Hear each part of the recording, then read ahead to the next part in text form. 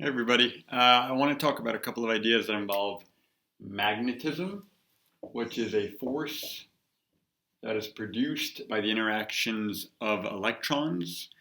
It doesn't have to be in a charged object, it can be in a neutral object, but the spin or the movement of electrons is what causes magnetism. Now, we're all familiar with this magnetic force. Some things to note: in magnetic fields, opposites attract, or neutral. So, north would be attracted to south, a north pole would be attracted to a south pole. It would also be attracted to a neutral metal, such as an iron, a nickel, or a cobalt.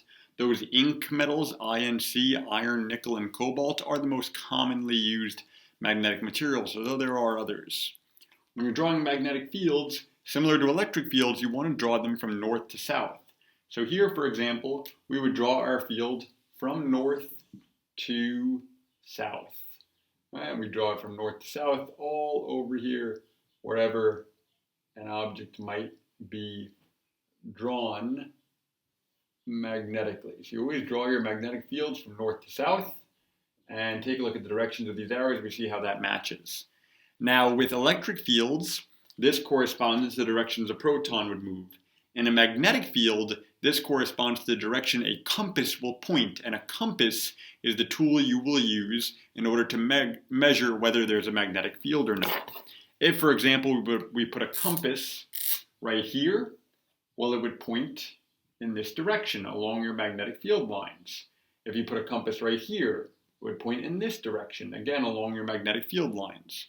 If you put a compass right here, it would point in this direction along your magnetic field lines. So magnetic field lines are from north to south in the direction a compass will point, which makes an interesting point about compasses, that they actually point towards which pole?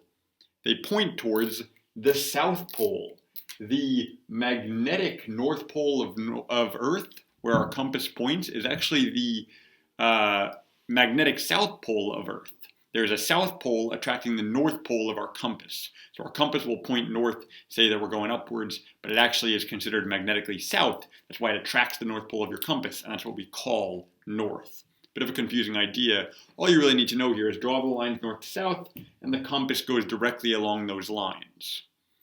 Now, because magnetism is produced by electric currents, there's a couple of ways that you could produce a magnetic field, and one way is if there is an electrical current in a wire. If you had a wire that had electrons moving in it, we have electron movement in this wire, and let's say it's in this direction, well, you're going to use what's called your left hand rule to determine the direction of the magnetic field around this wire. You take your left hand, you take your left hand, you point your thumb in the direction of the electron motion. So here it would be like this. I take my thumb and I point it that way. And the direction my fingers curl around, which here would be kind of into the board on the top and out of the board below, you take your left hand, whatever direction your fingers curl around, that is the direction of the magnetic current, so of the magnetic field. So if we look here, left hand out, it's going to go into the board above, out of the board below, kind of rotating around in the circular path. I'm going to draw X's to show it's into the board above. And we're going to draw little dots here to show it's out of the board below.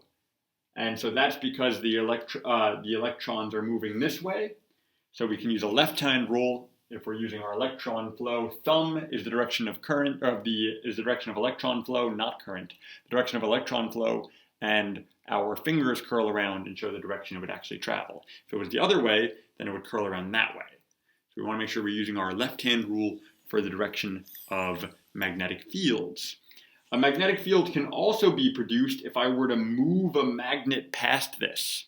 If I were to take a magnet here and kind of move it along, we'll take a north and south pole. Notice there's always two poles on a magnet.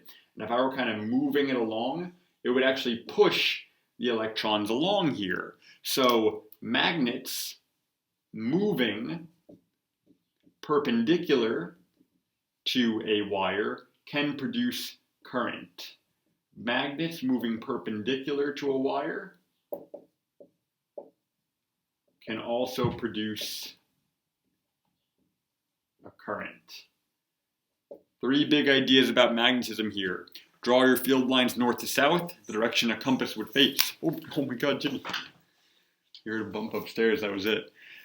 We're going to draw our electric field lines north to south, that's the direction a compass would face. You are going to use your left-hand rule to show the direction of magnetic field around an electron flow, and a magnet moving perpendicular to a wire can produce current. And that's it for magnetism for now.